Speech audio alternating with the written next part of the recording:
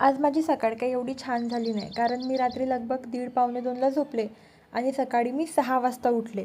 माझा डोळ्यात खूप झोप होती, पण माझा पेपर होता आणि अभ्यास झालेला नव्हता, म्हणून मला थोडं लवकर उठावं लागलं. उठल्याबरोबर मी झोप उडावी म्हणून तांब्याभर पाणी पिलं आणि लगेच अभ्यासाला बसले. काहीच टाईमपास न करता मी डायरेक्ट अभ्यासाला लागले. आणि त्यात माझी झोपसुद्धा पूर्ण झालेली नव्हती. मला थोडी चिडचिड पण होत होती. आणि मग माझ्या रूममेट्स उठल्या आणि त्यांनी माझ्या मागे लावली किरकिर, अंघोळीला जा, अंघोळीला जा, अंघोळीला जा. एवढी तर माझी मम्मीसुद्धा लावत नाही माझ्या मागे, तेवढी त्यांनी लावली. आणि मग मी नंतर पटापट सगळं आवरलं, अंघोळ वगैरे केली. आणि अंघोळ केल्यानंतर मी केली पूजा. मला पूजा केल्यानंतर खरंच खूप फ्रेश आणि शांत वाटलं. खूप छान पॉझिटिव्ह वाटलं. आणि उपाशीपोटी तर मी कॉलेजमध्ये जाऊ शकत नव्हती आणि माझी मुसली जी आहे ती संपलेली होती. तर मग मी पोहे बनवले.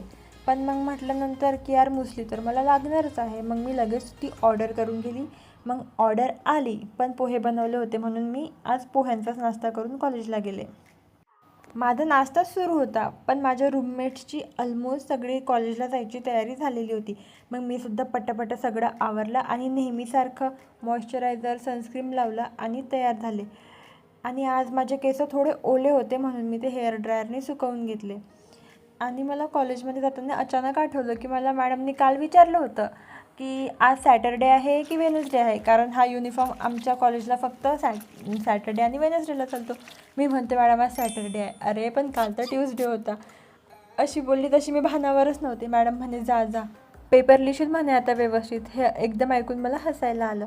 मग मी आज कॉलेजला थोडी ऑन टाईम क्लासमध्ये पोहोचले आणि पेपरमध्ये आज मी पूर्ण टाईम यूज केला. नंतर लेक्चर वगैरे केले, रूमवर आले, जेवण केलं आणि छान झोपून गेले.